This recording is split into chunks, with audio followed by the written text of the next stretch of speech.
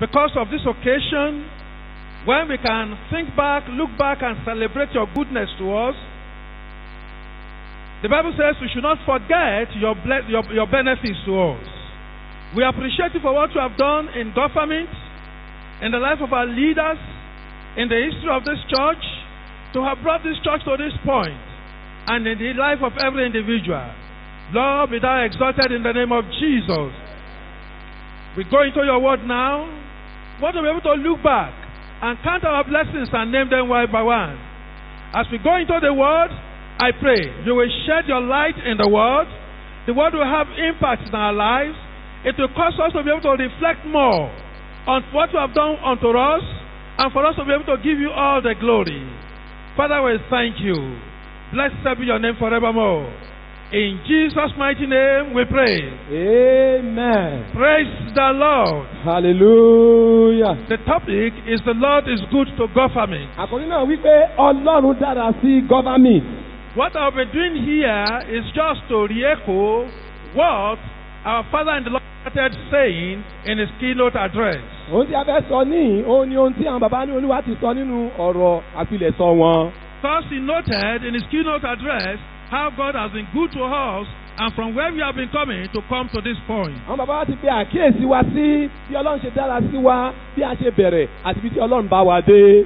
Then I must say that God has actually been good to us in government. Ẹ̀yin ará, mo lè sọ pẹ̀lú ìdánilójú pé nítòótọ́ Ọlọ́run dára sí wa ní government. And it's a good thing to recount the goodness of the Lord from time to time. Ohun rere ni láti máa ka ire Ọlọ́run nínú ayé wa láti ìgbà dé ìgbà. And this is necessary because it is so easy to forget what God has done if you don't take time to recount. Èyí ṣe pàtàkì nítorí pé ènìyàn máa sábà gbàgbé ohun tí Ọlọ́run ṣe bí a ò bá máa rántí nígbà gbogbo. You remember that it's happened over in the life of the Israelites because from time to time they forgot the goodness of God. Ẹ kí o sì pé ní ọ̀pọ̀lọpọ̀ ìgbà àwọn ọmọ Ísírẹ́lì láti ìgbà dé ìgbà wọ́n máa ń gbàgbé ire Ọlọ́run sí ayé wọn. It is therefore a good thing for us to start this historic convention by recounting the goodness of God to us in government. Nítorí náà ó ṣe pàtàkì fún wa láti ṣe àkíyèsí ire Ọlọ́run wa ní gọ́fàmẹ̀ntì bí a ṣe ń ṣe àjọ̀dún tó dára tó ní iyè nínú ìlú. Let us quickly take a short text from the book of Isaiah.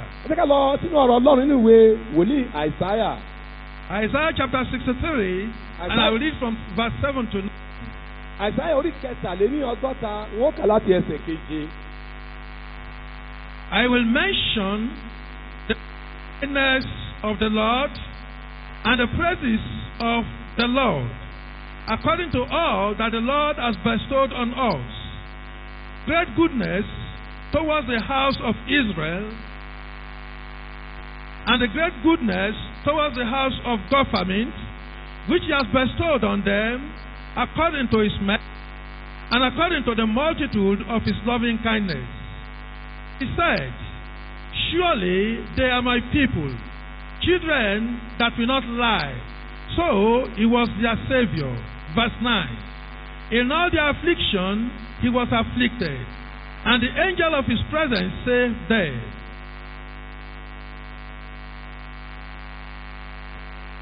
And he bare them, and Èmi ó sọ ti day of old. Èmi ó sọ ti ìṣeun ìfẹ́ Olúwa, ìyìn Olúwa gẹ́gẹ́ bí gbogbo èyí tí Olúwa ti fi fún wa, àti oore ńlá sí ilé Ísírẹ́lì, àti oore ńlá sí gọ́fàmẹ̀ntì tí ó ti fún wọn gẹ́gẹ́ bí àánú rẹ̀, àti gẹ́gẹ́ bí ọ̀pọ̀lọpọ̀ ìṣeun ìfẹ́ rẹ̀. Òun sì wí pé lóòótọ́ ènìyàn mi ni wọ́n, àwọn sì tí kìí ṣèké, òun sì di olùgbàlà wọn.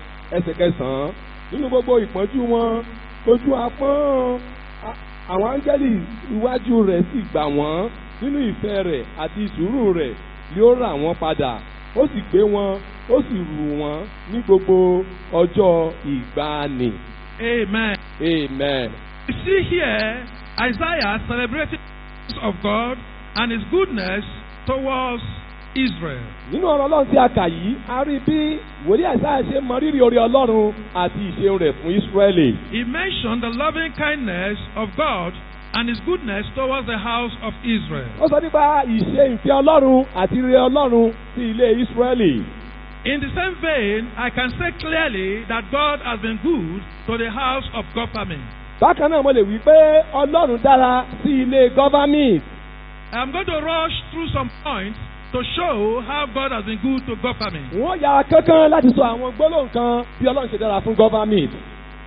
For 61 years of history, we will realize God has been with us and has taken us to this point. Nínú ìtàn wa fún ọdún mọ́kànléní ọgọ́ta, ẹ ó rí bí Ọlọ́run ṣe dára fún wa púpọ̀ tó. We should not take our experience for granted. A ò gbúdọ̀ ro ìrírí wa kí a fojú fò ó dá. Some ministries started before us. Àwọn iṣẹ́ ìránṣẹ́ mìíràn bẹ̀rẹ̀ síwájú wa. At the same time with us. Àwọn ènìyàn náà àjìjọ bẹ̀rẹ̀ iṣẹ́ ìránṣẹ́. Some started after us. Àwọn ènìyàn náà bẹ̀rẹ̀ lẹ́yìn tiwa. But many of them are frizzled away. Ọ̀pọ̀lọpọ̀ wọn ni afẹ́fẹ́ ti fẹ́ lọ. Just like a shadow of. Àwọn mìíràn wọ́n dúró bí òjìji lásán. This is the result of the loving kindness of God government. Àwa lè dúró lónìí nítorí pé ìṣe ìfẹ́ Ọlọ́run sí gọ́fàmìtì pọ̀. Take it for granted at all. A ò gbúdọ̀ fojú fò ó dá. We should not take it for granted. A ò gbúdọ̀ fojú fò ó dá rárá. Because it tells us. Nítorí pé Ọlọ́run fẹ́ràn wa. For the mercies of the Lord would have been consumed. Tí kì bá ṣe ìfẹ́ Ọlọ́run wa ni a ò bá ti run wá. That has kept us this time. Àánú Ọlọ́run ló dá wa sí di òní. Praise the Lord. Hallelujah. Amen. Amen. Like I said, many churches came before us and after us. Mo wí pé àwọn kan bẹ̀rẹ̀ síwájú wa àti lẹ́yìn wa. They have gone away. Ọ̀pọ̀lọpọ̀ ni wọ́n ti lọ. But we are still standing tall in the land of the living. Àwa sì dúró tiri nínú ìfẹ́ Ọlọ́run alààyè. This is an act of God's goodness to us. Ìṣe Ọlọ́run àti rere Ọlọ́run sí gọ́fàmìtì nìyí. Shout hallelujah. Hallelujah. I want you to consider something. Mo fẹ́ kó kíyèsí ohun kan. Look at where God has brought us up to this stage. Ẹ wo ibi tí Ọlọ́run ti mú wa bọ̀ débi tí ó mú wa dé yìí. We started from a very humble beginning. A bẹ̀rẹ̀ pẹ̀lú ìbẹ̀rẹ̀ tí ó rẹlẹ̀ púpọ̀. Started at a place that is very remote. A bẹ̀rẹ̀ níbi kan tí a ò tilẹ̀ mọ̀ dáradára. But do you know that from that remote angle, God has brought us to international plane Ẹ ò today? mọ̀ wípé níbi tí a bẹ̀rẹ̀ tí àwọn èèyàn mọ̀ yẹn, Ọlọ́run ti mú wa débi kárí ayé. A bẹ̀rẹ̀ ní Ìwàyà.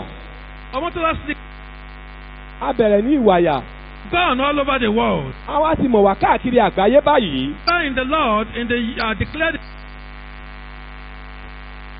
2010 for us to spread all over the world. Bàbá Anolúwa ti kéde ọdún 2010 gẹ́gẹ́ bí ìran káàkiri gbogbo àgbáyé.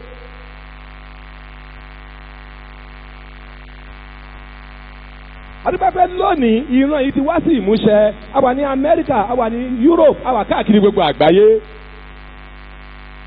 Ògo ní fún orúkọ Olúwa Ọlọ́run wa ní orúkọ Jésù.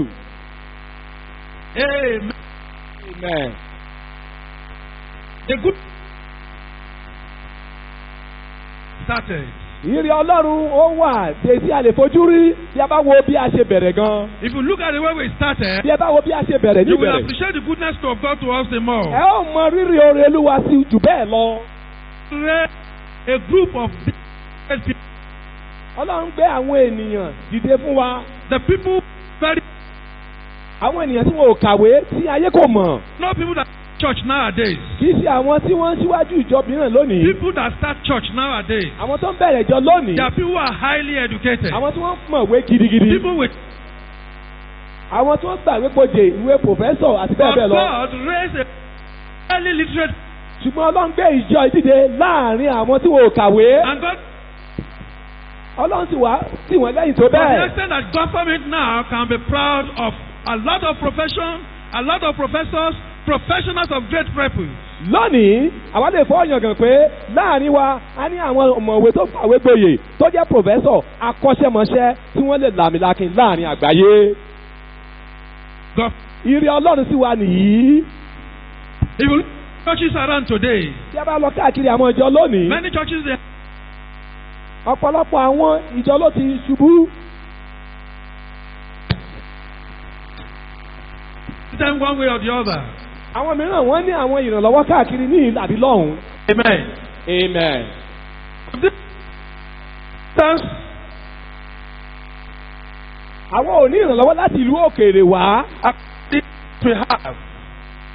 According to the history that we have, Gẹ́gẹ́ bí ìtàn tí a gbọ́. àwọn ìjọ mìíràn wọ́n ní ìrànlọ́wọ́ láti ibòmíràn wá. Bẹ́ẹ̀ ni àwọn ò béèrè ìrànlọ́wọ́ káàkiri.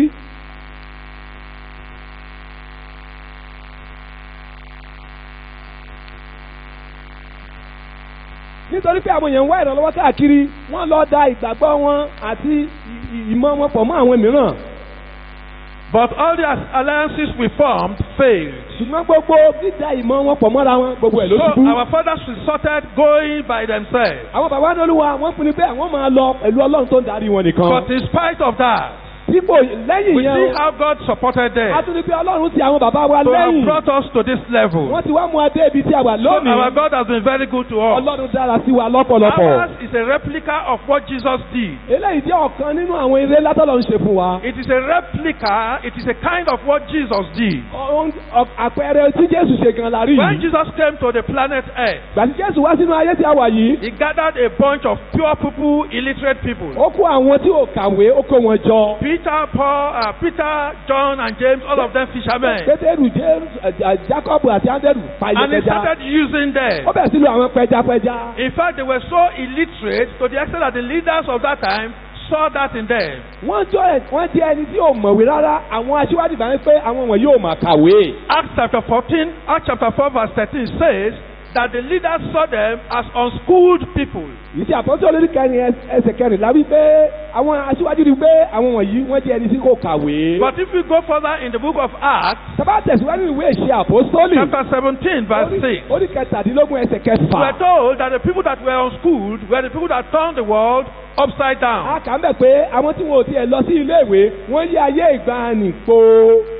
That is to say that although they were uneducated, Èyí pé bí ó ti yẹ pé wọn ò kàwé, but they were able to change the world. wọ́n lè yí ayé ìgbàanì padà. That is the kind of our history, the history we have. Irú ìtàn báyìí ni ìjọ gọ́fàmìtì ní. Our uneducated fathers Àwọn bàbá wa tí wọn ò kàwé. went round and has turned the world right side up. Ọlọ́run wà lẹ́yìn wọn, wọ́n sì yí agbègbè wọn àti àgbẹ̀yẹ wọn yí This àgbáyé is the po. act of God's goodness to Ìṣe us. Ọlọ́run, ìṣe rere Ọlọ́run sí wa nìyí. Shout hallelujah. Hallelujah. Amen. Amen. We are here today in a place where our father described as a bush turning to a city.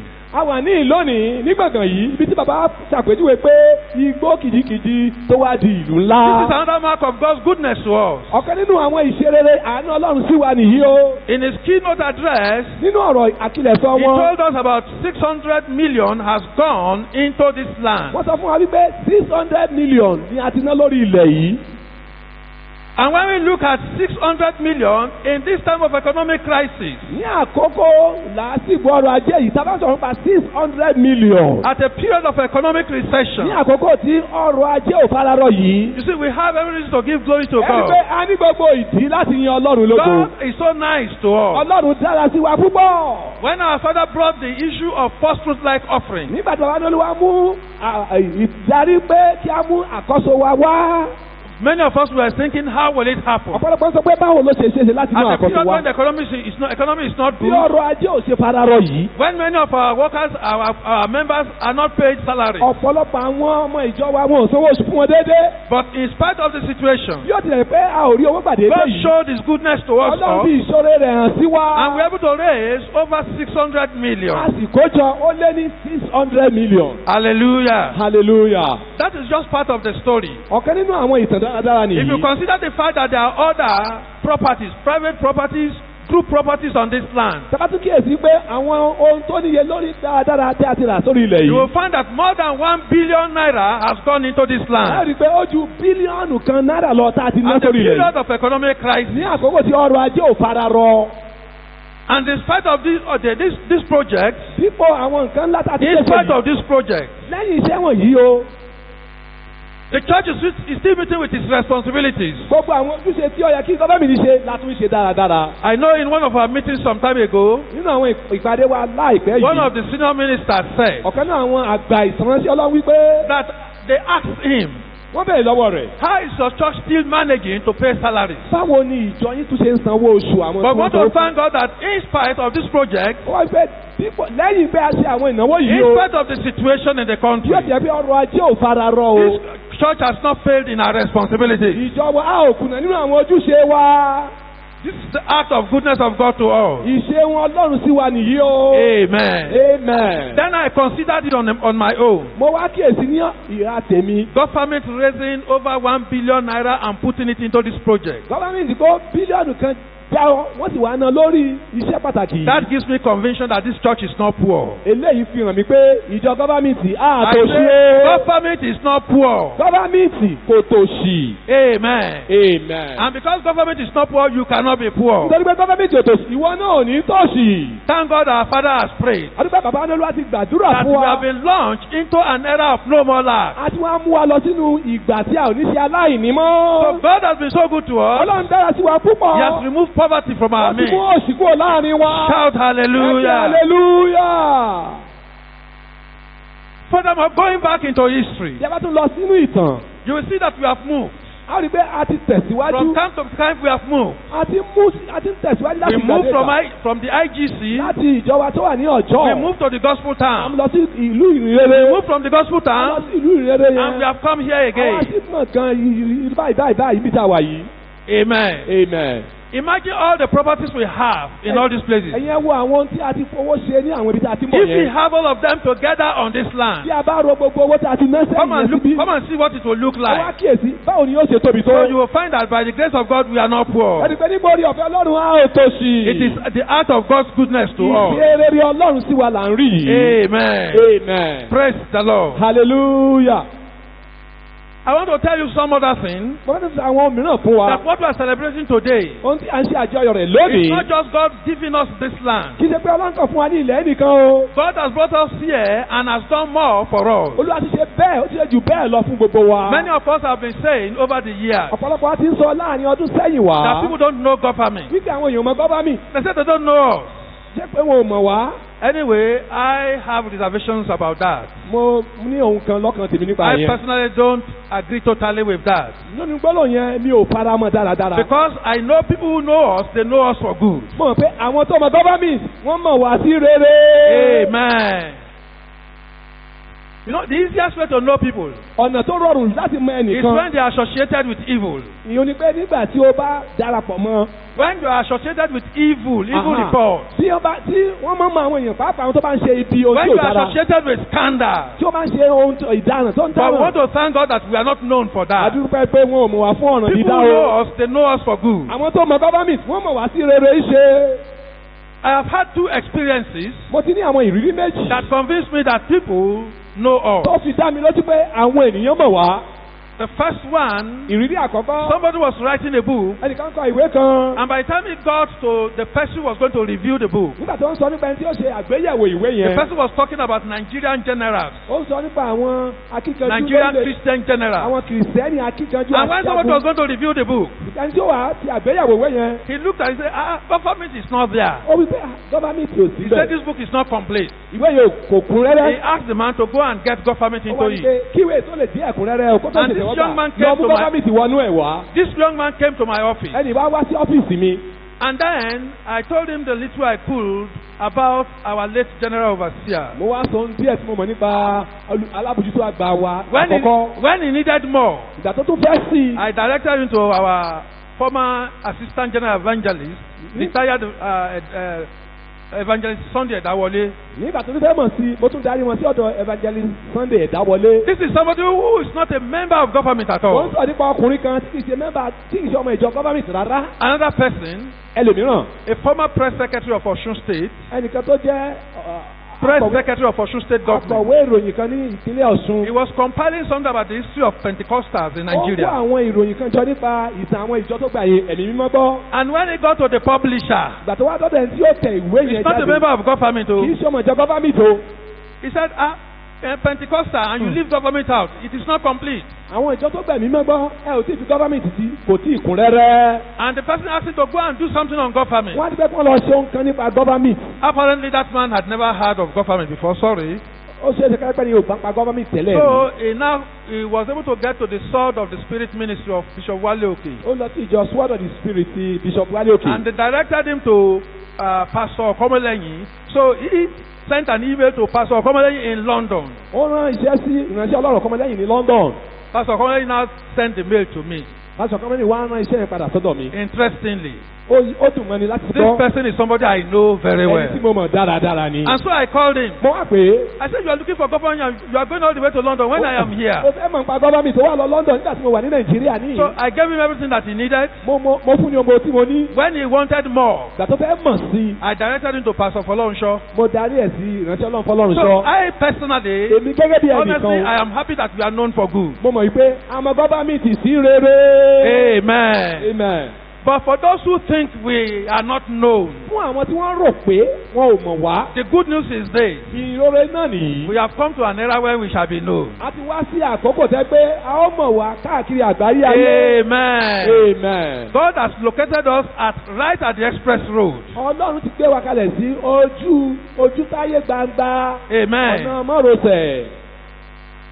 We are now like a city set upon the hill that cannot be hidden. A ti wá jẹ́ ìlú kan tí a gbé sí orí òkè tí ò lè farasin. This is the first convention we are doing. Àjọ ọdún kan ta kàn ṣe ní ìlú. By the time we are doing the second and third convention, Ìjọba máa ṣe ìkejì kẹta lórí gbọ̀ngàn the yìí. deaf will hear about government. Ìròyìn tẹ́ máa gbọ́ nípa gọ́fàmìtì yìí. The blind will see us here. Ilẹ̀ yóò mọ̀ pé a wà ní. Shout hallelujah. Hallelujah.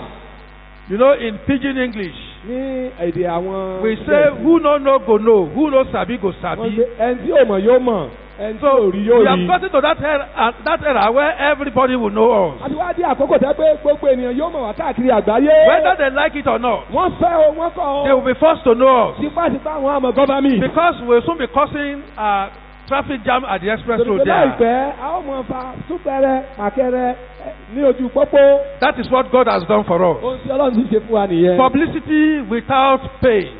Ìpolongo láì sanwó. Free publicity for everybody to see us. Ìpolongo fún gbogbo ènìyàn láì ní sanwó. That is what God has done for us. Ohun tí Ọlọ́run ti ṣe fún wa nìyẹn. Amen. Amen. Praise the Lord. Hallelujah. God is indeed good to government. Ọlọ́run dára sí gọ́fàmì púpọ̀. Our joy today is so full and overflowing. Àwọn ayọ̀ wa lónìí wọ́n ti kú lọ́pọ̀lọpọ̀ wọ́n sì ń kó àkúwọ́ And this sílẹ̀. is because the vision is real. Nítorí pé ìran náà òtítọ́ ni. The vision is alive. Ìran náà ti wá sí It has become ìmúṣẹ. a reality. Ìran náà ti wá sí ìmúṣẹ. And not only that, Kì í ṣe yẹn nìkan. the visioner is also in our midst, live and direct. Ẹni tó rí ìran náà ó wà láàrin wa ó wà láàrin wa. Shout hallelujah. Hallelujah. We need to appreciate God on this point because it's a great point of goodness of God to us. A gbọ́dọ̀ mọ rírì Ọlọ́run torí pé òun ńlá òun lere ló ti ṣe fún wa. We should not take this for granted at all. A ò gbọ́dọ̀ fojú rénà ìrì Ọlọ́run yìí o. If the visioner was not around today, Bí ó jẹ́ pé ẹni tó rí ìran yìí kò sí láàyè láàrin after wa. announcing that we are coming here for convention Lẹ́sìn 2017, àwọn pé a fẹ́ wá sí ní convention ọdún the 2017. convention will still hold. A tún ṣe àjọ̀dún yìí o. Somebody else will have read that keynote address which he read. Ẹlòmíràn ni ò bá ka ọ̀rọ̀ àpilẹ̀sọ tí wọ́n kà yẹn. At best, maybe we would have just given him 1 minute of silence. Bóyá àbádìde dúró fún ìṣẹ́jú kan. But God did not allow that to happen. Ṣùgbọ́n Ọlọ́run mọ̀jẹ̀kẹ́ lè ṣẹlẹ̀ láàrin wa o. Baba was able to read his address by Bàbá ilé himself. ka ọ̀rọ̀ àpilẹ̀sọ wọn fúnra ara wọn. In fact, literally, it's like he carried us into this land. Fúnra wọn nípa ti ara nípa tẹ̀mí wọ́n gbé wa sí orí gbọ̀ngàn yìí. Shout hallelujah. Hallelujah. You know why we should not take that for granted? Ẹ ò mọ̀dí tí òfin ẹ̀ka fojú rẹ̀ náà yèlè. Take the case of Moses. Ẹ̀yẹn wo ìtàn Mósè. Moses was a man of God to the core. Mósè ènìyàn Ọlọ́run tòótọ́ ni Mósè. It was like he spoke face to face to God. Ó bá Ọlọ́run sọ̀rọ̀ lójúkorojú. He was the person who told God, I want to see you. We have been talking to I want to see you. Mósè ló sọ fún Ọlọ́run pé Ọlọ́run mo fẹ́ rí ọ And God said, lójúkorojú. you can't see me, but I will show you my backside. Ọlọ́run wípé o lè rí mi ṣùgbọ́n ó fi ẹ̀yìn mi hàn He ọ́. saw the backside of Ó rí God. àkọ̀yìn sí Ọlọ́run. He was such a great man that God called him the meekest man in the earth. Mósè jẹ́ ènìyàn pàtàkì níwájú Ọlọ́run. Ọlọ́run sọ pé òun ni onírẹ̀lẹ̀ jùlọ lórí ilẹ̀ ayé. In spite of these qualities, Pẹ̀lú gbogbo ìwà rere Mósè in yìí. spite of his spiritual Pẹ̀lú status, bó ṣe jẹ́ ẹni ẹ̀mí tó nì. he only saw the promised land, he did not enter. Ó kàn rí ilẹ̀ ìlérí ni kò dé ilẹ̀ ìlérí. The only record we know about him in the promised land was when he appeared in spirit. Ohun tí a kàn rí nípa rẹ̀ nípa ilẹ̀ ìlérí ni pé nígbà tí ó sọ nípa So that we have our GO, nítorí pé a ní alábòjútó àgbà wa. not not only that he saw the land, kì í ṣe pé alábòjútó àgbà rí he ilẹ̀ yẹn. entered into this wọ́n land. wọ ilẹ̀ ìlérí yẹn. He will sleep in this land. wọ́n tún dúró lórí ilẹ̀ He yẹn. will eat in this wọ́n á land. jẹ lórí ilẹ̀ He yìí. will walk around this wọ́n á rìn land. káàkiri lórí It ilẹ̀ is the yìí. act of God's goodness to us. ìṣeré Ọlọ́run sí wa ni. Shout hallelujah. Amen. Amen. And so, bí ó ti rí báyìí. God is also good to us because we are here live, hale and hearty also. Ọlọ́run dá aṣọ àti pé ìwọ gẹ́gẹ́ bí ẹnìkan ó wà lórí You as ilẹ̀ a person, you ó are wà participating láàyè. in this Ó tún convention. kópa nínú àjọ̀dún yìí lórí That ilẹ̀ shows that ìlérí. God is also good to us. èyí fi hàn pé Ọlọ́run dára sí wa. It is mark of God's goodness to us. ara ìṣeré Ọlọ́run sí wa ni We should wíwà bí really rẹ̀. celebrate. We should really celebrate the ó yẹ Lord. kí a ṣe àjọyọ̀ rẹ̀. Let us put our hands together ẹ and pa celebrate the àtẹ́wọ́ Lord. fún Jésù. Let us put our hands together ẹ and pa àtẹ́wọ́ celebrate the fún Jésù Lord. láti mọ rírì rẹ̀. Brethren, let me quickly conclude. ẹ̀yin ará jẹ́ kí n parí ìwàásù ìbáyìí. Let me conclude. ẹ jẹ́ kí n parí ẹ̀ The báyìí. time is up. àkókò náà ti pé. I want to conclude by saying that God has been good to government, mo fẹ́ parí pé Ọlọ́run dára sí gọ́fàmìtì púpọ̀. but it's not through yet with us. ṣùgbọ́n kò tí ì parí pẹ̀lú wa It's o. not through yet with His goodness to Ọlọ́run ò us. tí ì parí pẹ̀lú rere tó fẹ́ ṣe láàrin wa. In continuation of His goodness to us in bí government, Ọlọ́run ṣe ń tẹ̀síwájú ní ire rẹ̀ ní gọ́fàmìtì. and to you also, ní ire rẹ̀ tó fẹ́ ṣe nú ayé I want to rẹ̀. expect a miraculous move of God in this convention. mo fẹ́ kó máa retí ní ìrìn Ọlọ́run tó lágbára fún iṣẹ́ ìyanu láàrin rẹ̀. This is a new beginning convention. àjọ̀dún ti ìbẹ̀rẹ̀ ọ̀tun nìyí. A convention where God will begin to do something new in our lives. àjọ̀dún tí Ọlọ́run máa ṣe ńlá nínú ayé ẹnìkọ̀ọ̀kan wa. Remember that young evangelist came here just now, ẹ kíyèsí ajíire ọ̀dọ́mọkùnrin kékeré and tó he wà told us síbi. about the promise of God in the book of Isaiah Ó chapter sọ 43. nípa àwọn ìrì Ọlọ́run ní Àìsáyà orí God said, kẹtàlélógójì. don't remember the past thing. ẹ má ronú pé ohun àtẹ̀yìnwá mọ́. He said he will do a new ó thing. ní òun ó ṣe ohun titun. That new thing will happen in your life in ohun Jesus' titun yóò name. ṣẹlẹ̀ nínú ayé rẹ lórúkọ Jésù. Therefore, I speak to your life this torí náà mo evening, sọ tẹ́lẹ̀ sí ayé rẹ ní ìrọ̀lẹ́ yìí. irrespective of your situation. ohunkóhun tó jẹ́ ipò tó wà. Whether you came here as a blessed person, bóyá o wá sí ìgá bí ẹni tó ti di ọlọ́rọ̀ whether ni. you came here rejoicing, tàbí o wá pẹ̀lú ayọ̀ the ni. Bible says, forget about that. ìwé mẹ́fẹ́ gbàgbé ohun tà ní He's wá. going to do a new thing that will eclipse all the blessings that you have had before. yóò ṣe ohun ńlá ohun tuntun tó dára tí a mú kó gbàgbé ohun tó tiẹ̀ ti rí A tẹ́lẹ̀ new wá. thing that will make you to forget the goodness you have ever received. ohun rere ńlá dẹ́gbẹ́ òní gbàgbé rere tó ti gbà yìí. It will happen in your life in yóò Jesus' ṣẹlẹ̀ ní name. ayé rẹ lórúkọ Jésù.